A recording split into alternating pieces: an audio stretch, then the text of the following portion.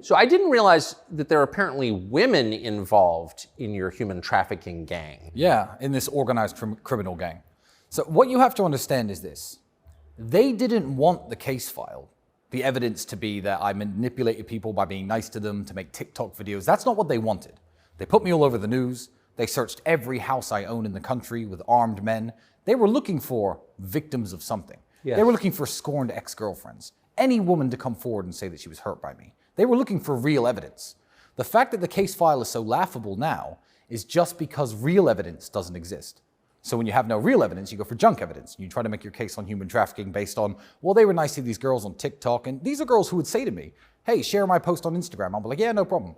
So, because I'm a big social media guy. I don't know a single person when I had Instagram, from my cameraman to my personal trainer, who didn't ask me to blow them up on Instagram. But that is now the link they have between me and these people, saying that they're human trafficked, even though these people, defend me. But there are two women involved, yes. My personal assistant and her friend got thrown in prison with me.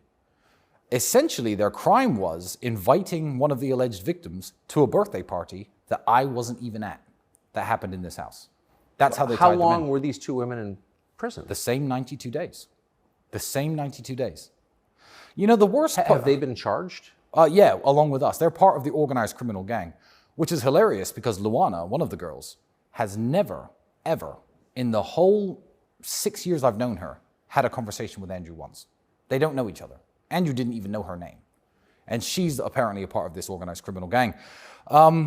The interesting part is, do you remember Christopher Hitchens when he was alive? I knew him well. Oh, well, I've never met the guy, but I read an article he did for Vanity Fair about 11 or 12 years ago, where he volunteered to be waterboarded to test the effectiveness of torture on foreign prisoners. And the conclusion he came to was, in the article, and I remembered it vividly when I was in jail, if you don't have the answer to their questions and you are being tortured, you can psychologically break. You have to be torturing people who do know the answers. Otherwise, this is an ineffective mode of operating.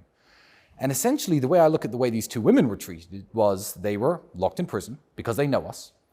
They're an attack vector on us. One is my personal assistant, so she knows everything I do. She does airport pickups, pays my electricity bills. And every week or so, they had the keys of freedom dangled in front of them. Are you ready to tell us about the Tate's criminal activities now?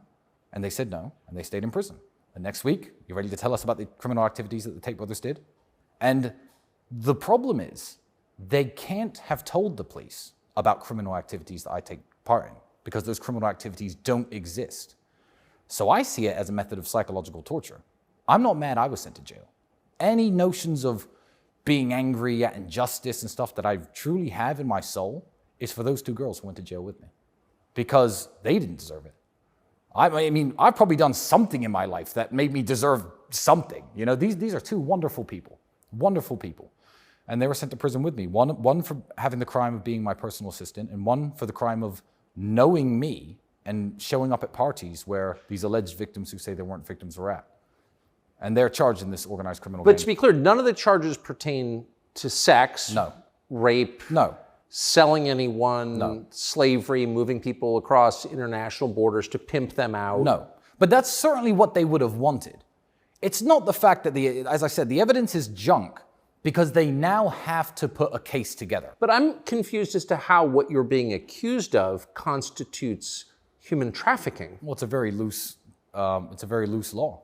It's a very, But the term doesn't seem to have a real definition. No, it doesn't, especially when you understand that the Romanian alleged victims, who say they're not victims, have lived in this country for 10 to 15 years before I ever showed up here.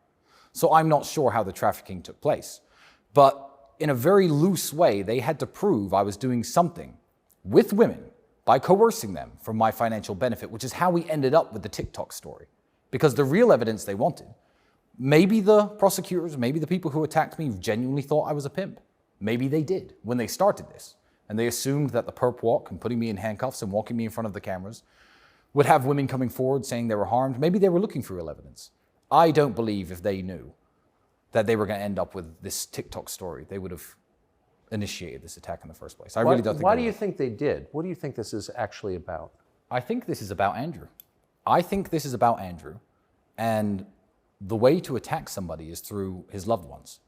I'm not going to say that, Andrew got me put in jail.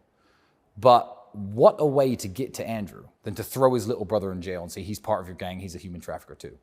Because I don't even have any allegations of misogyny against me. I've never made a YouTube video and joked about men being better drivers. I've never done any of these things, but I had to go to jail along with him. So attacking me was a way of attacking him, and attacking my personal assistant and her friend, I think, was a way of hoping you were going to turn these women into prosecution witnesses, essentially, to lie and say that we did crimes. Yeah, it's about Andrew and his message. That's all it's about. And it's the gender role stuff, you think? The gender role stuff, telling men to be men, it's just dangerous for what Andrew calls the matrix, or the deep state is trying to purport on men today. It's very interesting to think that the first man ever banned from discussion in UK public schools is Andrew Tate. Adolf Hitler, you were allowed to talk about him during World War II and after World War II. The leader of Argentina during the Falklands War, Osama bin Laden after 9/11. Terrorists, school shooters, the 7/7 bombers who attacked the subway in London. You were allowed to discuss all these people in school. The first man ever to be banned is a mixed race, a half-black kid from the projects who came up out of the projects and became a multimillionaire. Maybe they just want the working class to stay the working class. Maybe they don't want people like him opening his mouth. Maybe it's because he joked that men are better drivers than women, and he's a misogynist. I don't think it's the third option. I think it's either option one or option two. I think he's dangerous to what people want to purport on the society. And it's as simple as that. It's certainly not because I've human trafficked anyone. That's not why I was in jail. That can't be why I was in jail, because that had never happened. What was it like being in jail with your brother? Romanian jail is no picnic. But frankly, once they moved me into a room with Andrew, frankly, I quite enjoyed jail. You know, I think that when I got out, I spoke to a girl I knew, and she goes, you know, in 3 years, you'll laugh about this. And I'm like, no, you don't understand. I was laughing in jail, and I'm laughing right now. They might send me back for 5 years for TikTok theft. But TikTok theft, that's what I'm officially accused of. But frankly, I quite enjoyed it. I feel like me and my brother are very busy people. We live together. We've spent every waking hour together since we were born, essentially.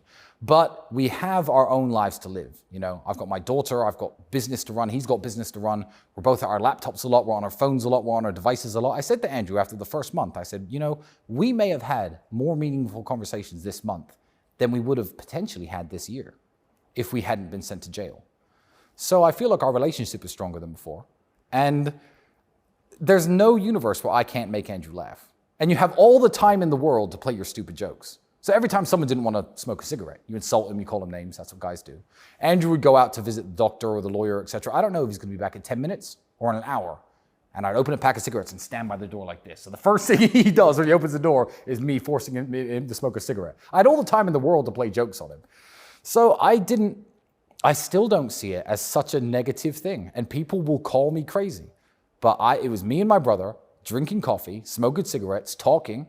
You know, we have an innumerable amount of stories and experiences and ideas, and he knows things I don't.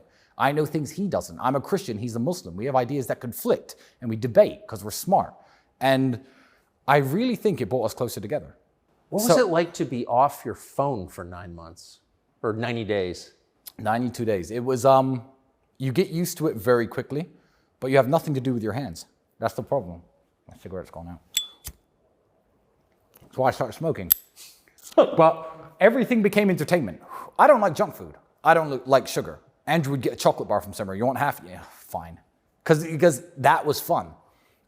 New sensations became entertainment. We had a bottle of mouthwash. We didn't use it every time. Every 4 days, I'd use some mouthwash. It would kind of make me smile because it would remind me of life outside of prison. So in this world of constant bombardment and constant stimulation, you find an appreciation for the things in life that you overlooked before. A handshake, a hug, a joke. And I appreciated those things much more now that I've come out of jail than I ever did before. What an interesting take on it. Did you meet anyone interesting in there? Interesting. Define interesting. I met people, to be fair to the Romanian justice system, it works the way it does because Romania hasn't got much money. If you arrest some guy because you suspect he's been breaking into cars, for example, and you can't hold him without evidence and you let him go, you'll never find him again. He'll go back to his village and you'll never see the guy again. So there was one kid who was in jail for looking in car windows, essentially. We're going to investigate this guy month after month after month. Couldn't afford lawyers, was just sitting around in jail. So people had very interesting stories. I met heroin dealers, real human traffickers. I mean, like actual human traffickers. I'd go to court and the policeman who would escort me would say, oh, they definitely got to let you out. And I say, why? They said, because I see real human trafficking cases. They've got basements and dungeons with urine-stained mattresses and handcuffs and messages saying, better get back out on the streets. That's real human trafficking. They're accusing you because you told a girl to post a TikTok video at a certain time because it's better interaction. That's their evidence against you. You're definitely getting out. And then I didn't get out. And all the police were shocked. So I met some very interesting prisoners. I met some very interesting prison guards. Yeah, but... What were the guards like? The guards were very good people. Really? I feel like the guards they know what a criminal is and what a criminal isn't. I'm not going to say they knew my case. I'm not going to say they knew I was innocent. But they know what human traffickers, rapists, sexual criminals actually look like because they deal with them day to day. One of the policemen was telling me a story of after a day in court, he had to stay in the police van. His hands were shaking because he couldn't escort the guy back into jail because he said I was going to get on my nightstick and break his teeth in because he saw what the guy had been doing to children. You know, these guys know what real criminals look like. And a lot of them just wanted to make sure we were okay. They didn't want anything bad to happen in the prison. And I could say I made 2 or 3 friends from the guards. They were very good people doing their job diligently, and nobody abused their power and nobody mistreated anyone. Yeah, real good people. And they weren't the ones who did this to me. So I couldn't harbor any hate towards them. Who do you think did it to you? I don't want to say anything that's going to get me into trouble on this one. But you have a good sense of it. Let's just say this would have happened in any NATO or European Union country that I chose to live in. It would have happened. It would have happened in Spain. It would have happened in Poland. It would have happened in France. The French, the Spanish, and the Polish have nothing against me. I think the Romanians really have nothing against me. The Romanian people love me. You know, Romania is the most Christian country in the world outside of the Vatican City. 98.8% Orthodox Christian. These people share the same values as me. They don't feel people like me should be locked up. I have so much support in Romania from both powerful people and common people alike. So it's very hard for me to believe that the Romanians woke up one day and thought, this guy who publicizes how wonderful our country is and spends millions of dollars here in this country, let's get him. I find it very difficult to believe that that was a Romanian idea because it's not the kind of thing you would do. Why would you? If you had a great neighbor move into your neighborhood, raise the property values, talk about how great your neighborhood is, he was a law-abiding citizen, didn't hurt anyone, would you think, yeah, we need to go throw petrol bombs in his house? Let's burn his house down, let's get him out. No, you wouldn't. So I believe this would have happened anywhere. So I won't say who did it, but I don't hold Romania responsible at all, and I never will. People said if they drop this case, oh, they can't just drop it because you'll sue the country. And I famously tweeted, I will never sue the country of Romania. Romania has struggling hospitals, struggling orphanages, infrastructure issues, the pensions are a mess, the teachers need pay rises. They've made me feel welcome up until this point, and this has been my home country. My daughter is a Romanian. I'm not going to steal $200 million from the government and do what with it? I don't need the money. I don't want this to reflect negatively on this country in any way, but it has. Who with money and power and influence wants to come here now? It's made people nervous, and that hurts me. As I said, my daughter is a Romanian citizen. This is her country. So it's my country too, isn't it? So I don't like the reputational damage this country has faced. And exactly who did it, I think in 5 or 6 years, we'll find out. There'll be fingerprints on a lot of pieces of paper that we'll be able to know exactly why this happened. But it didn't happen because I'm a human trafficker. Do you feel human trafficked? Do you feel kidnapped, Tucker, here in my house? I feel very charmed, and that's a form of human trafficking. Yeah, no, technically it is, yeah. When did you become a Christian? Shortly after moving here. Really? I was disenfranchised with Christianity. I just mentioned Christopher Hitchens. I read a few books that he wrote when I was younger, and I thought, you know what? I looked around England and the way society was collapsing and the way Christians behaved. I mean, this pride flags in churches, this is a relatively new phenomenon, but let's just say it started with versions of reality I saw like that. And I thought, you know, Christians don't really stand for anything anymore. I challenge any atheist to walk around Romania and just insult Jesus Christ to the normal Romanian man. People say, oh, well, if you insult the Prophet Muhammad, peace be upon him, the Muslims will punch you in the face. Go and do that in Romania and insult Jesus. The Romanians stand for something. And I saw how Christianity holds this country together. You couldn't wear that watch in London. Walking around London with that watch and no bodyguards could be a death sentence. You could get as drunk as you like by yourself in any bar in Bucharest with that watch on and no one's going to steal it from you. The Romanian people are good people, and Christianity is what helps hold the society together. Also, the maternal grandfather of my daughter is an Orthodox Christian priest. So even when I was dating his daughter, he was insisting that the grandkids have to be baptized, etc. And I fell back into Christianity by reading the Bible cover to cover 6 years ago. And it opened my eyes to what I was standing against as an atheist. And I thought, why would I stand against this? And then look at atheists. Go to these men standing naked with their dicks out in front of kids, These people aren't Christians. Look at how the atheists behave, how they fetishize serious issues like abortion. Haha, I had 30 abortions, this is funny. No, it's not funny. I'm not even saying it should be illegal, that's not funny. These are all atheists. These are the godless people. That's my team? I looked around and thought, these people don't represent me. Why am I saying I'm an atheist? Let me at least investigate what I'm missing out on. And that's what converted me. What was your childhood like? I don't want to say difficult. I don't want to say difficult because me and my brother were always a team and we always lifted each other up in difficult situations. And now that I look back on things, when we first moved to England, we lived in a homeless shelter for 3 years with a bunch of other families. We had one single room, my mother, my sister, my brother, and me. And when I was a kid, you'd go to your friend's house at school and then he'd be like, I'll come to your house next weekend. And my mother would have to explain to his mother, look, he can't come here. We live in a homeless shelter. But it never really hurt me at the time. I didn't feel like I was hard done by the world. I didn't feel like a victim. I didn't have this victim mentality because my father wouldn't allow me to think that way. So I can say it was difficult in retrospect compared to how my kids are going to be raised. They're going to have a much easier life than I had. But I didn't have a difficult time dealing with it when I was going through it.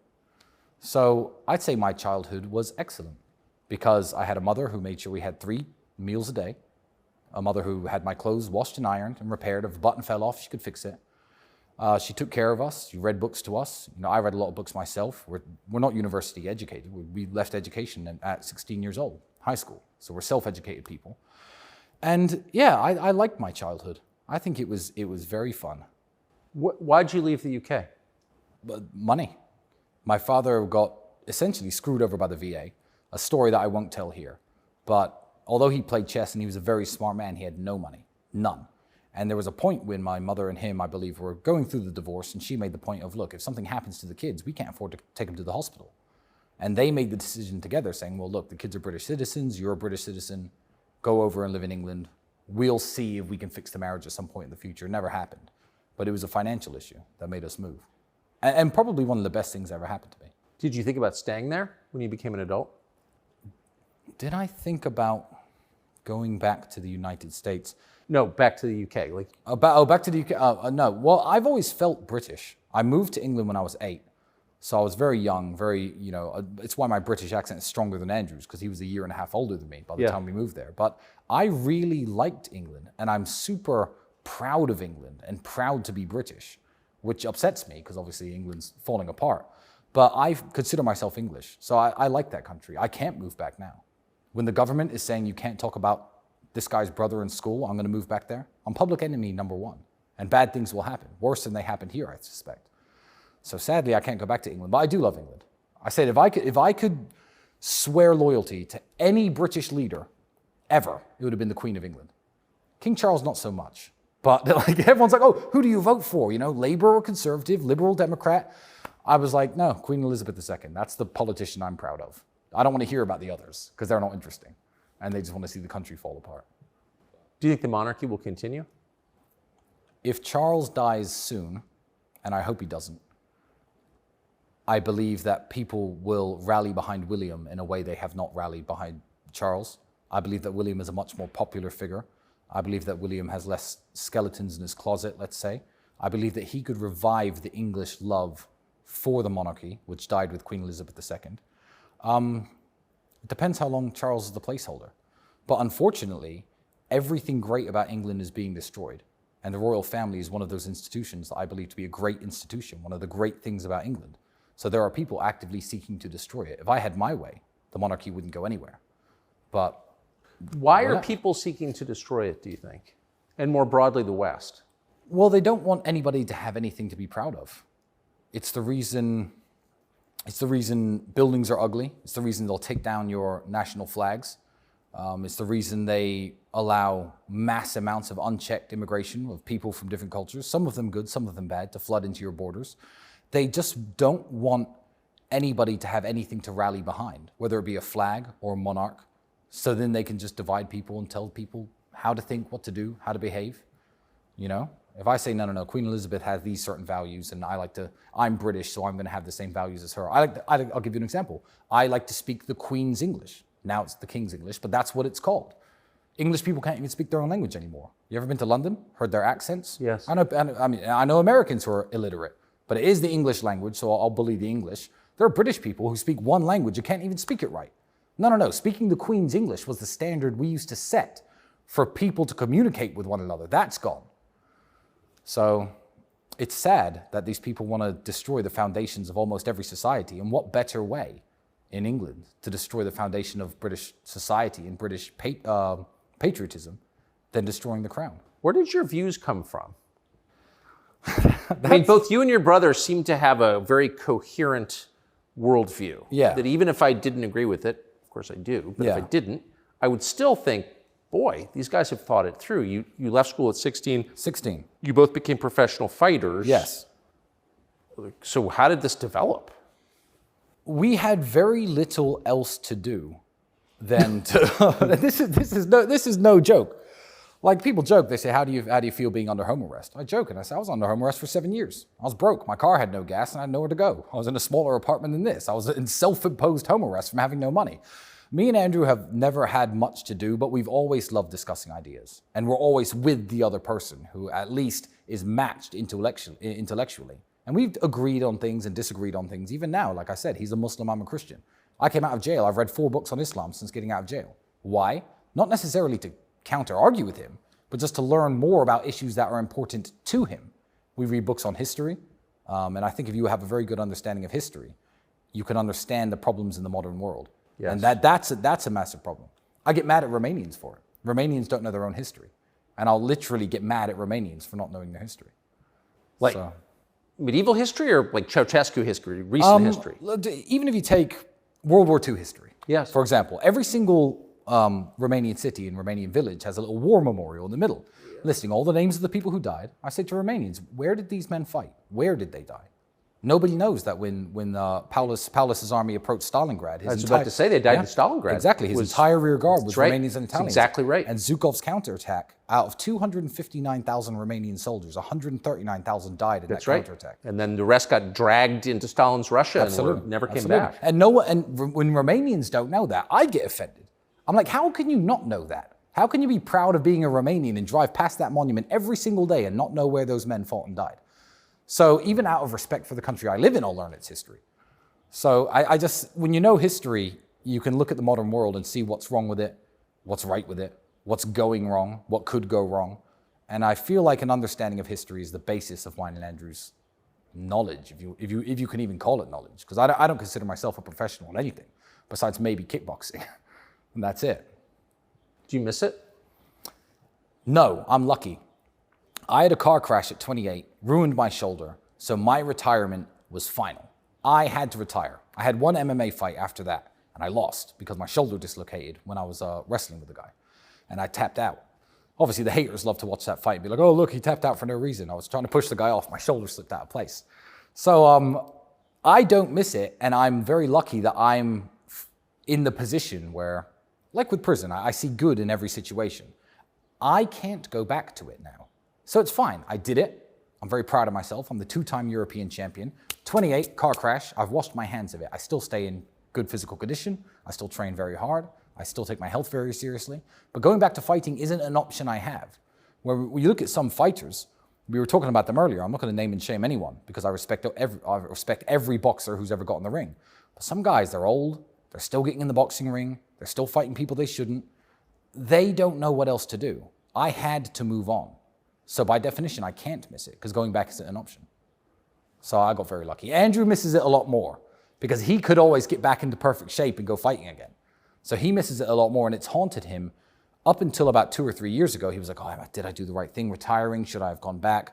5th world title, 6th world title, because it's just who he is. He's a warrior in his soul, and he loves war. But war can be just, and war can be noble. It doesn't have to be, what we typically think of as war. Andrew's at war with the world, and he always has been. Andrew 14, 15 years ago, I'd watch an internet debate. I can't remember the exact debate I was watching. I think it was back when Intelligence Squared used to host those debates. I used to watch those 14, 15 years ago, before everyone's attention span was ruined by TikTok. And I said to Andrew, you have to come and watch this debate. It was absolutely amazing. I think it was about reparations in the United States. It was on the issue of reparations. I said, "There's a great debate, Andrew. You have to come watch it." And he looked at me and went, "We're broke, Tristan." I said, "What?" He goes, "You're sitting there watching debates. We have no money. How are we going to pay the rent? We are broke." He was furious. And he was always at war, like singularly focused on becoming successful in every single metric, which was very cool because then it inspired me. I was like, yeah, what am I watching debates for? I don't know how to pay the electricity bill to keep watching these next month. Let's get to work. So he's always inspired me a lot. But he's been at war with the world in a very healthy and positive way. Have you guys always lived together? Yeah, always. Always. From living in my mother's house to moving out together. And I don't know why I wouldn't live with him. People say, like, oh, it's weird you share a house. I've got 9 bedrooms. You've seen this place. If I want private space, if I want to sit by myself or, with my girlfriend or, I've got plenty of room to be alone. But he's always... Why do people say it's weird to live with your brother? I have no idea. I feel like Western society, the ideas that are purported to young men to divide, if you have 3 or 4 brothers in a family, go to different universities, study different things, pay a bunch of different rents to a bunch of different people. The idea, which is more Middle Eastern, of pooling your resources and keeping the family together is not something the West pushes anymore. I've heard have you ever heard the expression, never mix family with business? Oh, of course. Why? Every penny that me and Andrew make goes into joint bank accounts.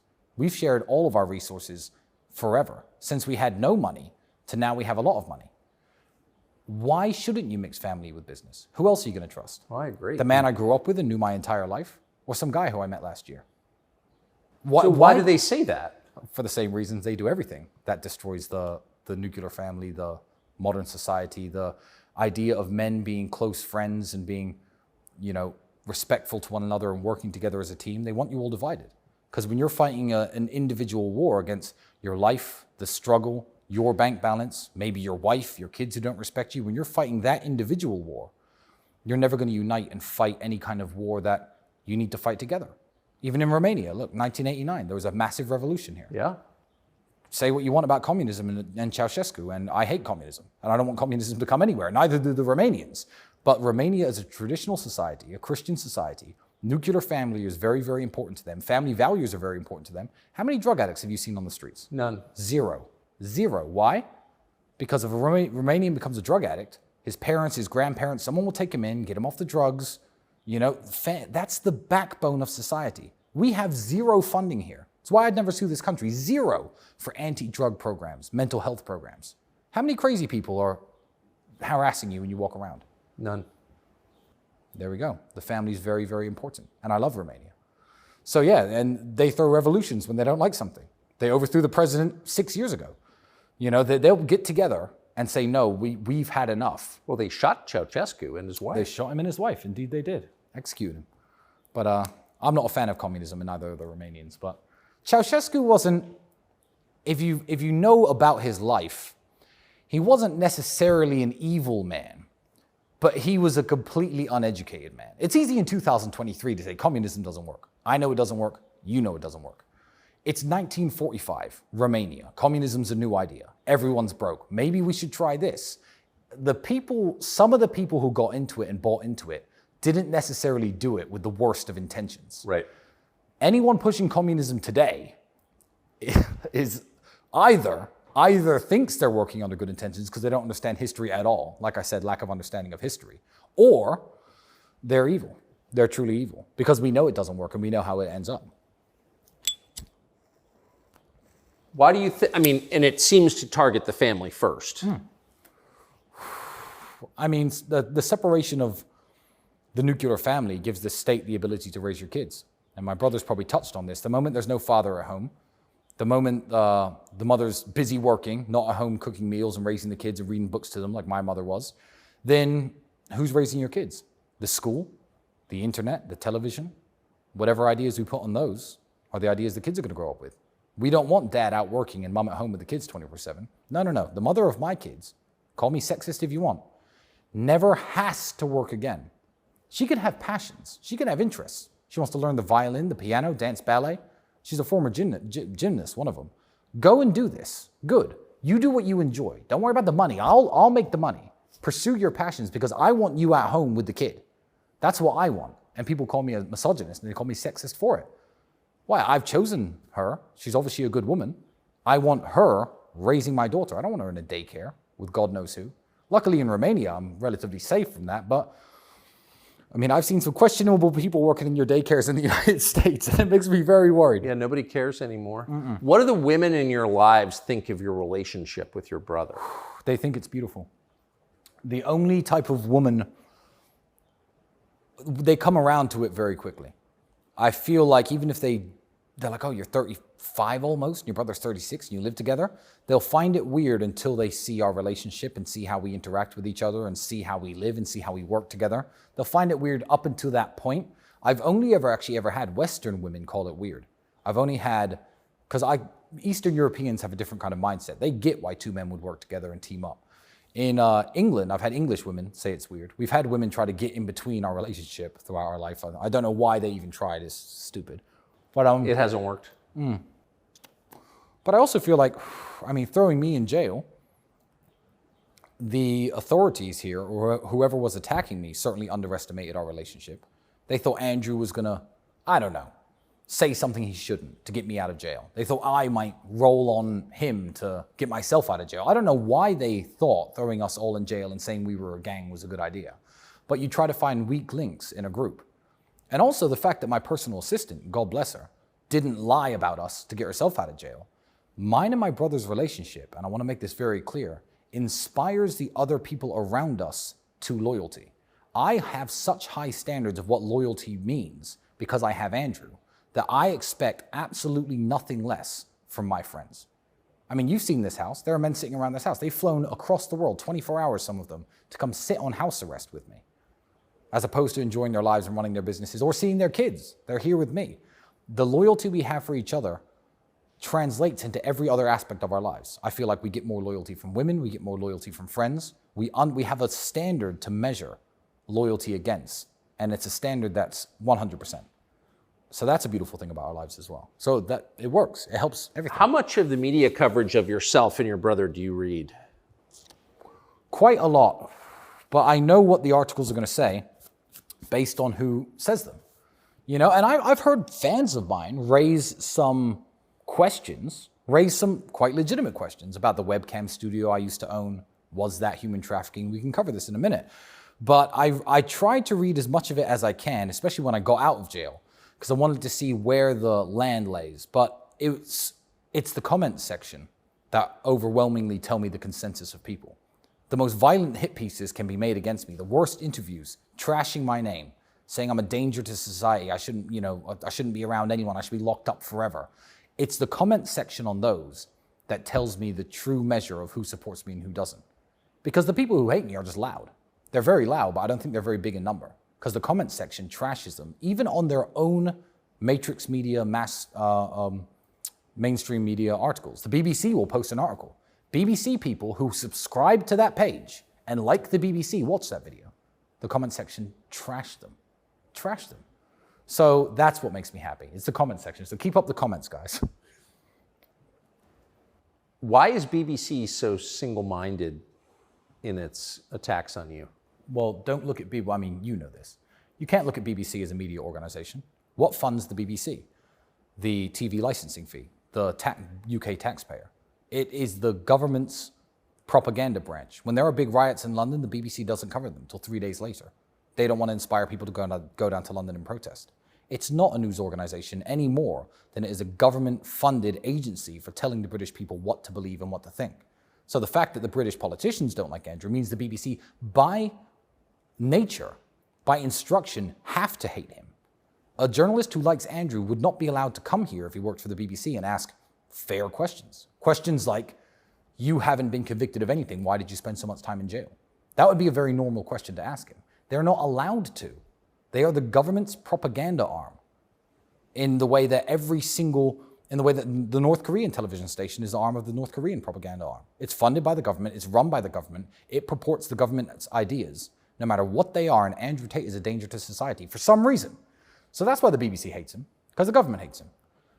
What else is the BBC? Do independent journalists hate Andrew? No, almost none that I've met. So, when you say that even some of your supporters have questions about your webcam business, what is that? What does that mean? So I'm glad you asked that, because I'd actually like to clear this up. Andrew is a Muslim and I'm a Christian. In a previous life, me and my brother used to run a streaming company, essentially, where pretty girls would stream online and talk to dudes online. You know, there was some nudity involved. And it was a studio, essentially. The girls worked for my company. They had contracts to work for my company. They got paid very, very well. And people were like, they were involved in that business where they recruited women. Is that what they're investigating for the human trafficking allegations? No. No. The human trafficking charges filed against me, because they called the women who used to work for me. Yeah, great boss, I made some money, my life has moved on, and they hung up the phone on the police. The charges are that in 2021, I recruited friends of mine by brainwashing them to steal their TikTok money. If the police could have found a link between anything illegal and any business I've run, from my webcam studio to any company I've ever run, they would have put it in the case file. It simply does not exist. So that's not connected at all to the charges? Not at all. The webcam studio was shut 4.5, 5 years before I allegedly started this kidnapping gang. So they're not connected in any way. You do not run a web business now? No, absolutely not. And also, none of the alleged victims are girls who've ever worked at my streaming company in the past. There's zero connection at all. But I get why well-intentioned fans of mine will be like, oh, well, he was talking about this business he used to run. Was he trafficking those people? That's a very fair question. It's a very fair question. But there is no connection at all. And the case file will eventually come out. The charges and what I'm accused of will come out. Is there any money that's been made in the case file? $1 from illicit activities, even from TikTok that reached my bank account. Is that in the case file? No. So you guys don't make money from TikTok, even though? No, I mean, we have people who put ourselves on TikTok to kind of spread our own message. Do we directly or indirectly make money from promoting ourselves on TikTok? Maybe. That's not human trafficking. Did I traffic myself? Is Andrew trafficking himself? No, but we make no money from TikTok, and we make no money from anyone streaming on TikTok. And I certainly wouldn't I don't know how much TikTok influencers make, but I certainly wouldn't need to brainwash people to steal amounts of money like that. You know, do they make $100 million? All right, let's get into the brainwashing business, me and you. Let's go. There's money to be made. But that's simply not the case, is it? So to believe that these charges are true, you have to understand that I'm already a father. I'm already a retired sportsman. I'm already a public figure. I'm very well known. 1 million plus followers on Instagram. The whole world knows who I am. Now's the time to risk it all and start brainwashing and kidnapping people for money from TikTok. That's what you have to believe my thought process was. And I may seem unorthodox or unconventional to people who may speak to me, but I don't think I come across as insane. And you'd have to be insane to do that. It doesn't even make any sense. You're accused of kidnapping as well? Well, when they first put me in jail, the word kidnapping was used on the news all the time. Yeah. The official charges now say coercion, so being nice to people. That's what's in the charges. I'm nice to people, and that's how I've kidnapped them, one way or another. But you're not accused, and I'm speaking specifically of the accusations, you're not accused of locking someone in your basement or physically holding someone captive. This house is allegedly the crime headquarters of my criminal organization. If this TV were on, if you were to walk into this room and look at my TV, I have CCTV cameras all over the house. That was the first thing the police took. And when they took it, I said, thank God. Guys, watch this and let me go. It's done. You have a year of footage, every angle of my house besides the bedrooms, the entrances, the exits, the gates in and out, everything that happens by the pool, in this living room. You find any illegal activity there, good, yeah, lock me up.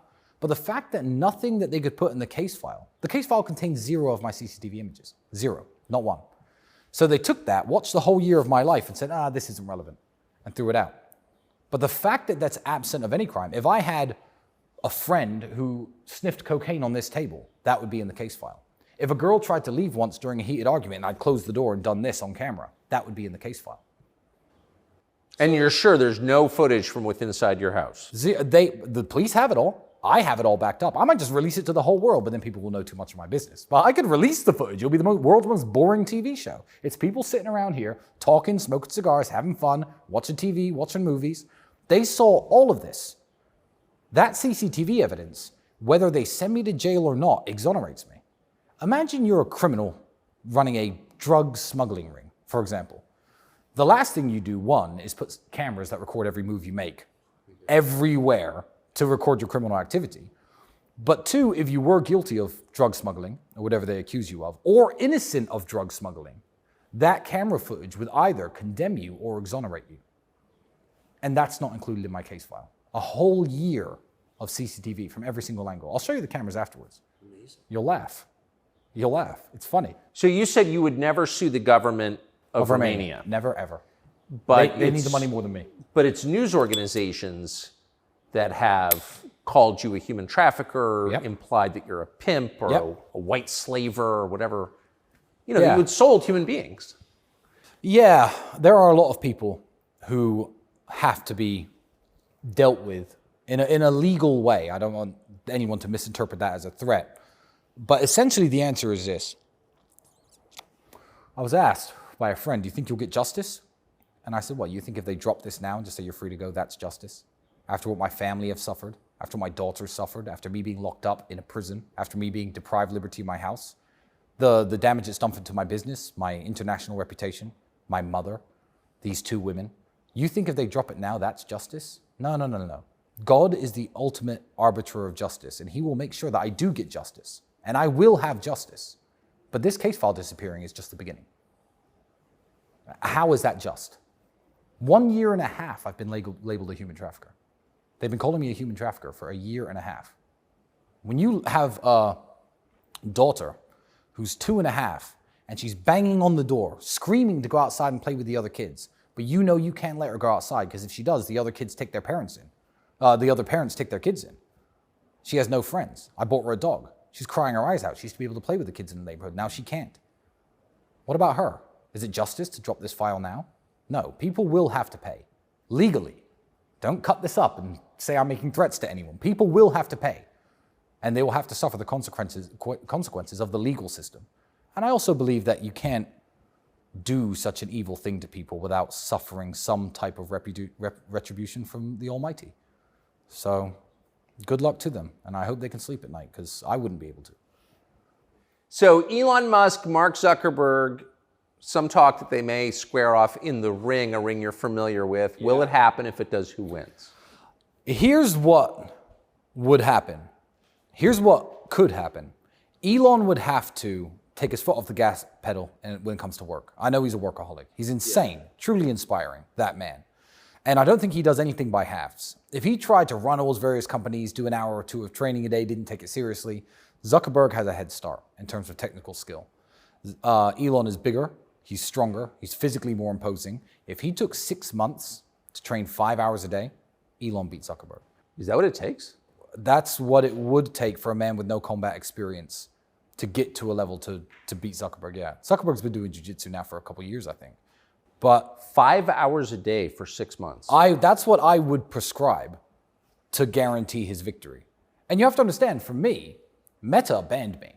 So I still had Instagram and Facebook until I was in jail. In jail without charges. My criminal record is completely clean. If anyone here has anything on their record, I'm cleaner than you. He deleted my Instagram when I was in prison.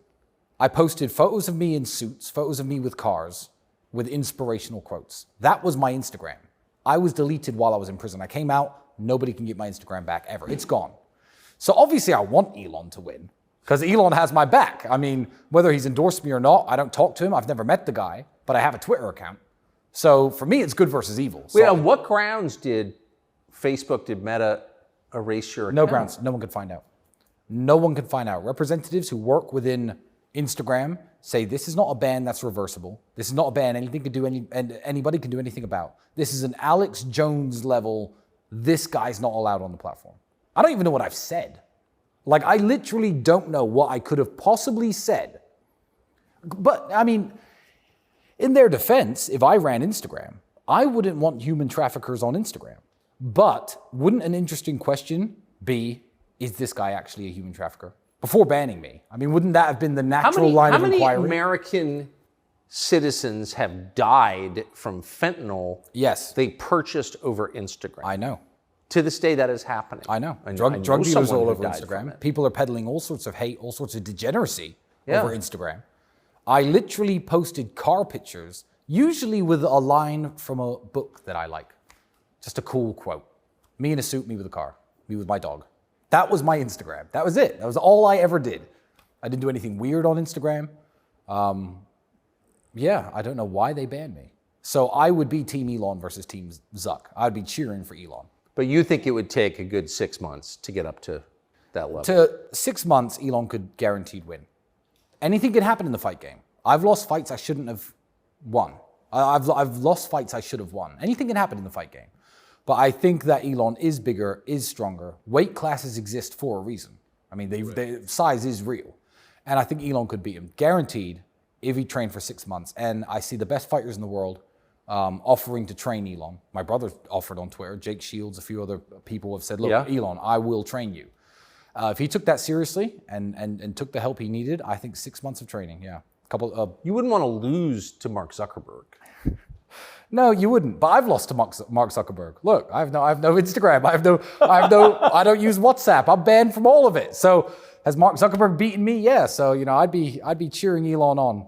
But Mark Zuckerberg, if you're listening, unban me, bro. Like, why? Why am I banned? At least get somebody from Instagram to explain to me what I was banned for. I'd like that. I really would. I'd like some closure. I don't need Instagram back, but I'd like to get an explanation, because no one who works there can seem to find one. And obviously know lots of important people who know lots of very high up people at Meta. No one can even get an explanation as to why I was banned. What do you think the answer is? The answer is, I'm Andrew's brother. I have similar views as him. When Andrew got banned, my following went up because everyone's following me just to see roughly what I'm up to in life, my stories, where I'm chilling, what I do. And I'm Andrew Tate's brother, delete me. That's the reason. That's kind of a North Korean principle. You punish the family. 3 generations, yeah, absolutely. So I guess my kids won't be allowed on Instagram either. But I can't complain too much. That's fine by me. I won't let my kids have Instagram. It's fine. You don't have to ban them, Mark. It's cool. Do you think, since you spend a lot of your life thinking about communications, the media, social media, like, where are we in 5 years? Is speech restored to the average person, or is there less speech? I would say, without trying to kiss your ass, because I'm not an ass kisser, that's down to people like you fighting the good fight. Depends on the American political climate, which obviously you have a lot of sway over, and America is the king of the world, whether anyone likes it or not. I believe it's the negative ideas from England and America that have certainly made this happen to me. Yeah. Also, my case is important for countries in Eastern Europe. Obviously, Romania is a big ally of the United States, has been for a very long time. They have a very good relationship with the United States. If Romania are happy to, if important people in Romania, who I know speak highly of me, stand up and say, we're not going to publicly crucify this guy because America doesn't like him or because England doesn't like him. I believe this is a very good moment for Eastern European countries as well, NATO allies. That's right. To say, look, we don't have to do everything you say. We don't have to follow this insane agenda of accusing people you don't like with imaginary crimes and throwing them in jail. This could be a victory for Romania. The work you're doing could be a victory for the United States. England's lost, so forget England. Yeah. There's no free speech in England, that's over. Yeah, so it all depends on what shifts happen, who wins the next elections, how effective cancellations are. You have people like, Rumble, Elon fighting against this silencing of every idea that's counterintuitive to the agenda of the deep state, or the matrix as my brother calls them. So I don't know, but it's a very interesting time to be alive. I would like, the optimist in me would like to think there's finally enough pushback. So let's take Alex Jones. You don't have to agree with everything Alex Jones says. I like Alex Jones. I do but too. I don't agree with everything Alex Jones says, and you don't have to.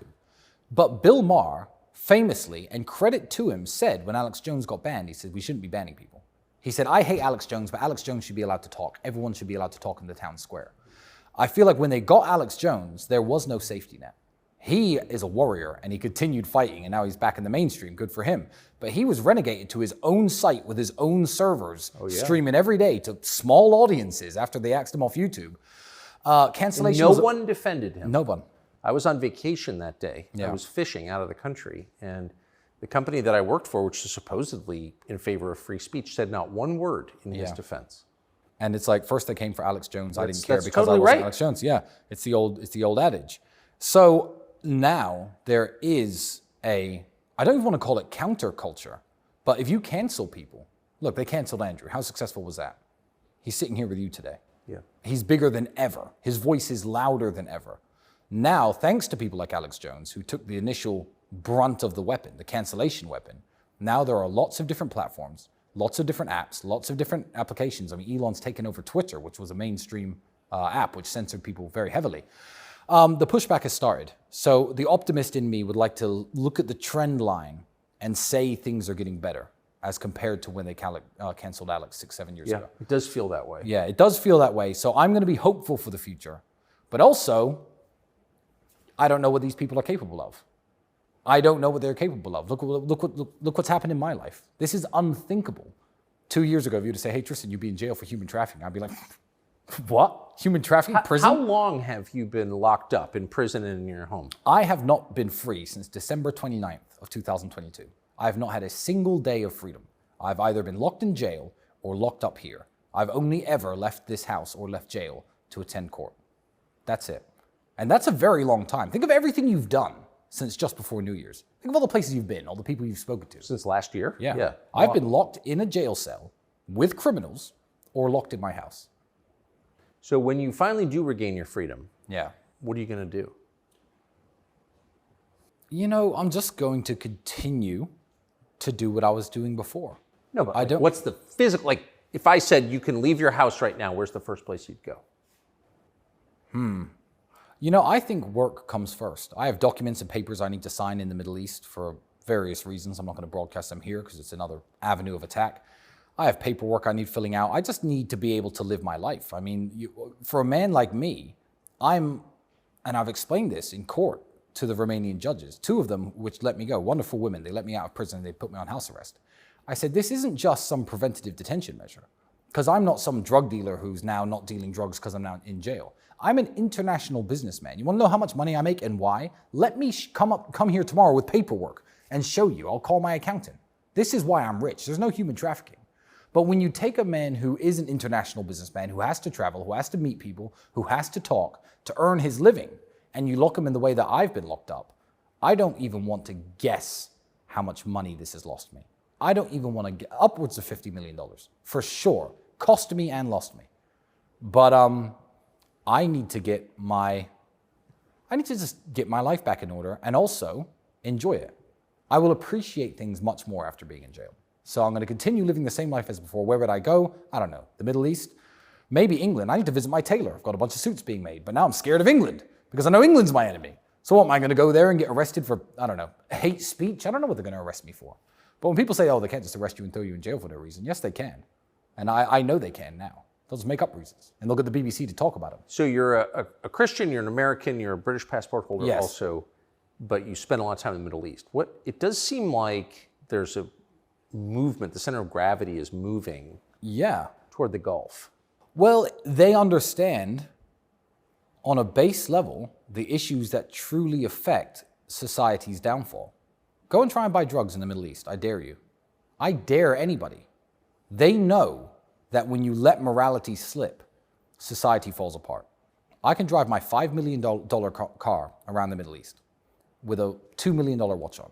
And I can go to various cafes, bars, have a few drinks, leave the car there, walk home, leave the car unlocked. No one's stealing it. Because they deal with crime and immorality in a very serious way. So I think a lot of people... Because they're serious things. Absolutely, they are serious things. And a lot of people with money, where New York back in the 1970s, 1980s maybe was, and California, probably the best places in the world to live, quite literally.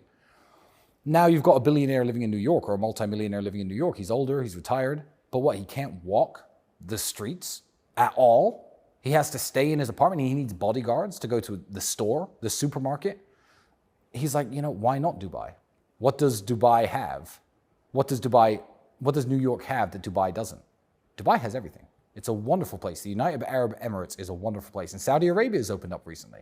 And give it 5, 6, 7 years, they've got the money. Saudi Arabia is going to have nice, clean, beautiful, pretty, safe cities that every millionaire or billionaire in the world can enjoy. And they can go there and enjoy the amenities and live their life without the threat of some psychopath on the subway trying to attack you. And then if you defend yourself, what happens to you? Maybe 20 years? We're about to find out. In 2 cases. It's sickening. So I think that and I'll give the credit to religion. I'll give the credit to the Islamic faith. They don't want that bullshit in their country. They don't want their kids being taught immorality in the schools. So if you want to have kids and you're a very busy man, maybe your wife's very busy too, and you want a comfortable environment where you know that your kids can go to school and learn things like math and history and geography. I know, crazy, right? Without drag queens reading stories to them, you can go to the Middle East and be assured of what's happening to your children, to your family, in your home, on your streets. I get the massive push. I get it. And there are different places in the world, like America was, hopefully will be again, but certainly was in the 70s and 80s, when people from even this country right here, which was a shithole back then, wanted to go to America, see the Statue of Liberty, come across on a boat, start a new life for themselves, live the American dream. I feel like the dream of the West is dying. And people are just like, well, where can I live the dream? What's the dream? Nice, happy life, beautiful wife, healthy kids, good health care, safe, schools are fine, mass crime doesn't exist, drug use isn't prevalent. It's crazy that that's now the dream, isn't it? Isn't it sad what's happened? And to use a very famous slogan, I really hope that somebody can make America great again. It's a very good slogan. But even I haven't liked the United States in a long time. I go to the United States, I feel unsafe. I feel unsafe walking around the streets. I see the pandemic of homelessness and drug use. And I'm like, how is this the capital of the free world? I look at the leadership. It just makes me sick on every level. So, the Middle East is the place to be for now. Maybe one day, in 20 years' time, America will be the place to be again. And as an American citizen, I'm hopeful for the United States. I am hopeful for it. But it's people like you who are fighting the good fight, so I appreciate you a lot. And there are very few men who I'll ever meet who I'll say, I admire you or I'm a fan of yours. But I will say that to your face right now on camera. Well, I appreciate it. I admire you a lot. Thank you for that. Yeah, no problem. Amazing. Thanks.